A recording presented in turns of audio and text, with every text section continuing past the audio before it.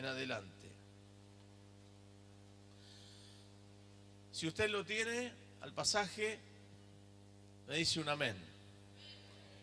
Bien, ayúdelo a encontrar el pasaje, el que está cerquita suyo. San Juan capítulo 11, versículo 45. Dice así la palabra de Dios. Entonces, muchos de los judíos que habían venido para acompañar a María y vieron lo que hizo Jesús, creyeron en él. Pero algunos de ellos fueron a los fariseos y les dijeron lo que Jesús había hecho. Entonces los principales sacerdotes y los fariseos reunieron el concilio y dijeron: ¿qué haremos? Porque este hombre hace muchas señales.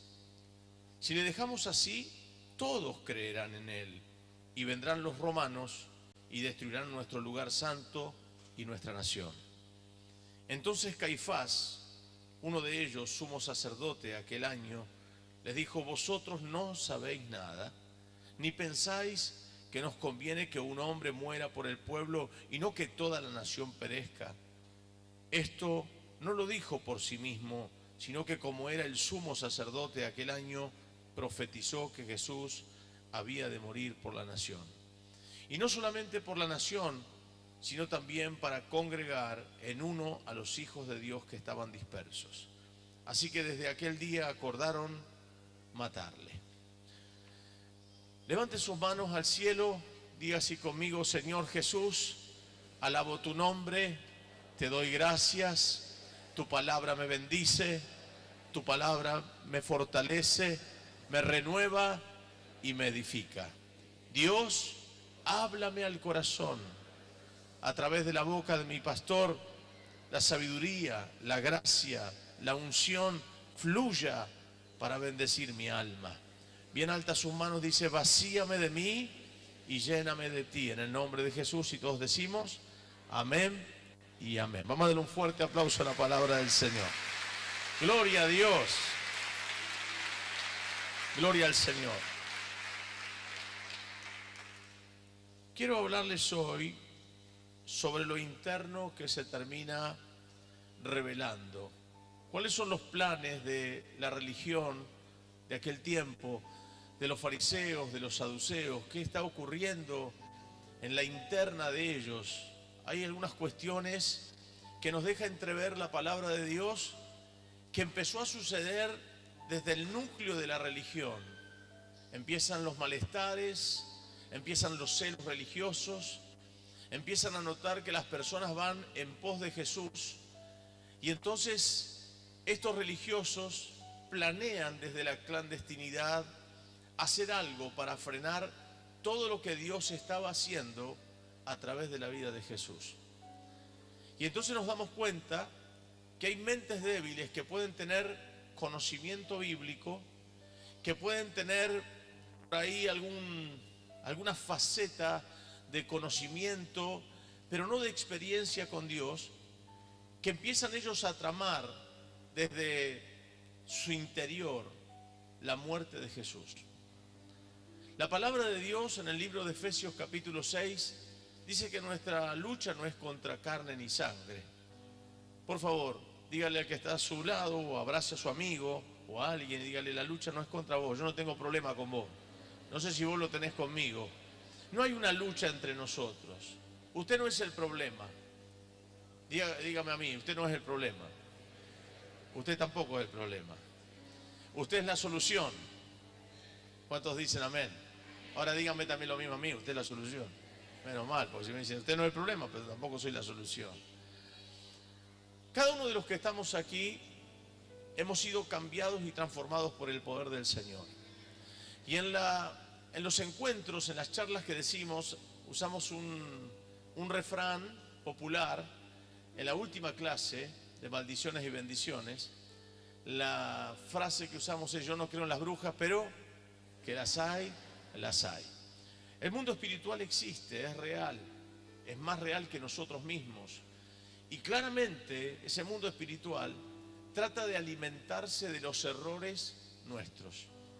Tu error, el tuyo, el tuyo, el tuyo, el mío, Cada uno de nuestros errores alimenta ese mundo espiritual. Una mala reacción, una palabra fuera de lugar, una mala expresión, una mala mirada, un gesto. Puede ser que el enemigo utilice eso para separar buenos amigos, para destruir a otros, para dañarlos espiritualmente. Y entonces uno se encuentra con que el mundo espiritual se alimenta de esos errores. Pero también la palabra de Dios dice que de la abundancia del corazón habla la boca. ¿Y de qué se llena nuestro corazón? ¿Qué le había pasado a la religión? ¿De qué se había alimentado su corazón? Primero, estaban llenos de celos. Celos porque Jesús caminaba y la gente lo seguía. Ellos caminaban y la gente por ahí los criticaba. Celos porque Jesús entraba a una sinagoga y la sinagoga se llenaba. Y por ahí ellos entraban a la sinagoga y era una costumbre. Celos porque Jesús iba a las ciudades y las ciudades, todas las ciudades se conmovían, iban en pos de Jesús, miles y miles de personas, y a ellos no les pasaba. Celos porque de repente Jesús podía estar 4 días hablándoles la palabra de Dios y la gente se olvidaba hasta de comer, y ellos quizás no lo aguantaban ni una hora. Y el celo se fue acrecentando en sus corazones. Empezaron a notar que lo que ellos tenían de conocimiento no iba respaldado con el poder de Dios. Por eso hay mucha gente que puede tener conocimiento, pero no tiene la unción, no tiene la gracia. Si Dios no sazona tu vida, si la gracia no te abraza, si la unción no está sobre ti o sobre mí, seríamos como metal que resuena. Seríamos como personas que solamente hablamos de algo que no hemos experimentado y saldríamos de una iglesia de la misma forma que entramos. Lo interno de la religión es revelado en ese momento y la vida de los religiones, que tenía una apariencia de piedad, escondía tras sus vestiduras la muerte que querían llevar a cabo, la muerte del Hijo de Dios. Pero nunca podían hacerlo sin tener el respaldo del Imperio Romano. Para que ustedes recuerden, estos días, en estas semanas, yo les hablé un poco sobre cómo se manejaba en aquel tiempo la religión judía. Recuerden, para refrescar la memoria de algunos o para aquellos que no estuvieron, recuerden que los judíos eran subyugados por el Imperio Romano, el Imperio del Hierro. Así se lo reconoce al Imperio Romano, por su voracidad, por su violencia que ejercían. Los romanos subyugaban a la colonia de italianos, a la colonia de judíos. Los subyugaban a los judíos porque era una colonia que eran gobernados por los romanos. Y entonces necesitaban de la autoridad, de la autorización, de que le suban el pulgar ese Imperio Romano para poder matar a una persona. Ellos podían condenarlo, pero no matarlo. Así que necesitaban sí o sí la autorización, la aprobación de ese imperio. Y tienen una estrategia. La estrategia es prenderlo, acusarlo. Por eso continuamente cuando vamos a la palabra de Dios nos encontramos con situaciones que hemos visto en esta semana, por ejemplo en las predicaciones, donde llevan a una mujer prostituta, la ponen delante de él, le dicen ¿qué hacemos? ¿La apedreamos? ¿La matamos? ¿No la matamos? El tema es acusarlo contra el imperio, contra la ley. Era siempre tratar de hacerlo caer y no podían hacerlo. De ahí es que también lo tratan de poner en contra del imperio con la moneda del César. ¿Recuerda? ¿Qué hacemos? ¿Le damos tributo al César o no? Y él dice, traed la moneda, ¿por qué me tentáis, hipócritas? Jesús siempre confrontando con los religiosos. Quiero decirles algo, si usted va a la Biblia se va a encontrar con Jesús teniendo más conflictos con los religiosos que con los demonios. A los demonios los ataba y los echaba fuera, pero con los religiosos continuamente tenía que estar, ¿no es cierto?, confrontándose. Por eso cuando nos encontramos con personas religiosas son las más difíciles. Son los que se creen dueños de la verdad, son los que te dicen hasta dónde tenés que tener el pelo largo, son los que te dicen si te puedes pintar o no, son los que siempre te están como poniendo el palo en la rueda, como si la vida eterna dependería de lo que hacemos exteriormente con el pelo o con una pintura. Y hay gente que lo hace desde la buena intención, pero las buenas intenciones no mueven la mano de Dios. Empiezan a tramar desde la clandestinidad cómo matar a Jesús, cómo destruirlo, porque es una amenaza, porque Jesús está ocupando un lugar que ellos no quieren perder. Jesús está llamando la atención de la gente que ellos están perdiendo. Jesús está teniendo muchos adeptos que lo siguen, que se trasladan de ciudades en ciudades enteras con sus propios hijos, su familia, y ellos comienzan a sentir que van perdiendo fuerza y que religiosamente ya no son lo mismo que eran. A pesar del costumbrismo, a pesar de que tenían un vago conocimiento, no habían conocido a Dios. Hay mucha gente con conocimiento bíblico, pero que no ha tenido experiencias con el Espíritu Santo. Hay personas religiosas, como dije antes, con buenas intenciones, pero sin Dios, sin conocerlo. Porque si ellos los conocieran, como les dijo Jesús, si vuestro padre sería Abraham, como ustedes dicen, entonces las obras de Abraham harían. Pero vuestro padre es el diablo porque queréis matarme, le dijo Jesús. Eran religiosos con conocimiento, pero con un padre llamado el diablo. Qué cosa muy loca, ¿no? Así nos encontramos en la vida. Jesús entregando su vida por amor a nosotros. No podríamos ser salvos de otra manera si no fuera por el poder de la cruz. Un gran religioso, o mejor dicho, un religioso muy conocido, dijo: yo siempre ando con dos cosas conmigo. Una es un rosario y el otro es el Vía Crucis. Y termina diciendo este religioso muy conocido, en estos días están los videos por YouTube, dice: la cruz fue el día que Dios perdió, el día de su fracaso. La cruz fue el fracaso de Dios. Eso fue lo que dijo. Como si la cruz fuera el fracaso. Y yo digo, qué desconocimiento de la Escritura. Porque eso es desconocer la Escritura. ¿Cómo va a decir que la cruz es el fracaso de Dios? ¿O es el día que Dios fracasó? ¿O es el fracaso de Cristo? La Biblia dice que Jesús venció en la cruz y se expuso públicamente ante los principados y potestades, el libro de Colosenses, triunfando sobre ellos en la cruz. Es decir, que la cruz fue la victoria. Si no hubiera cruz, si no hubiera un crucificado llamado Jesús ahí colgado en ese madero, usted y yo no tendríamos salvación eterna. Nosotros nos hubiéramos perdido eternamente. Queridos hermanos, por la cruz de Cristo, usted y yo somos salvos, por la sangre de Jesús derramada en la cruz. Bendita cruz, bendita cruz. No fue el día de la derrota, fue el día de la ganancia. No fue el día de la pérdida, no fue el día del fracaso, fue el día de la victoria más grande. ¡Aleluya! Aplauda el poder de Jesucristo, esa muerte en la cruz, pero la resurrección entre los muertos. Quiero decirles, Dios no fracasa. Dios jamás perdió una batalla, jamás fracasó, jamás fue vencido. Sigue sentado en el trono, fue antes que nosotros y será después de nosotros.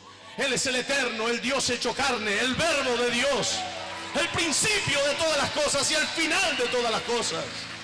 Bendito sea el nombre de Jesús. Apláudalo a Cristo, bendita cruz que te abrazó para salvarte. Aleluya. Yo digo, hay gente que desconoce la Escritura. En el desconocimiento de la Escritura, muchos tropiezan. Se aproxima la Pascua y están esperando el momento. Para los judíos, la Pascua representa la liberación de su pueblo, del imperio de Egipto. La muerte de los primogénitos, la sangre del cordero en los dinteles de las puertas. Cristo mismo es el Cordero de Dios que quita el pecado del mundo. Por eso Jesús es nuestra Pascua. Él es nuestra liberación. Es la liberación del pecado. Cuando no entendemos el mundo espiritual, el diablo fue en pos de Cristo, pensando destruirlo, pero Cristo lo venció.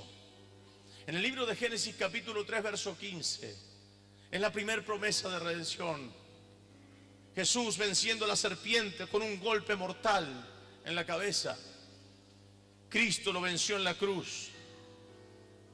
Así como estos religiosos fueron en pos de Jesús y estaban esperando el tiempo de la Pascua para matarlo, para sorprenderlo en algo, para acusarlo falsamente, no solamente fueron por Jesús, sino que también, manejados por hilos invisibles del mundo de las tinieblas, empiezan a tramar la muerte de otra persona a la cual Jesús había afectado para bien, trayéndola a la vida. Acompáñenme al libro de San Juan capítulo 12, versículo 9.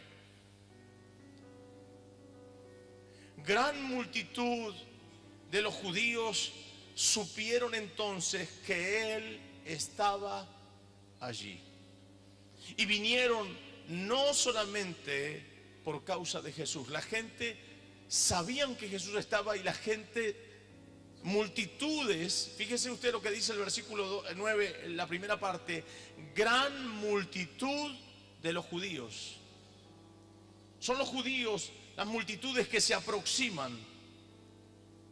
Entonces el que estaba allí, no vinieron solamente por causa de Jesús, sino también para ver a Lázaro, a quien había resucitado de los muertos.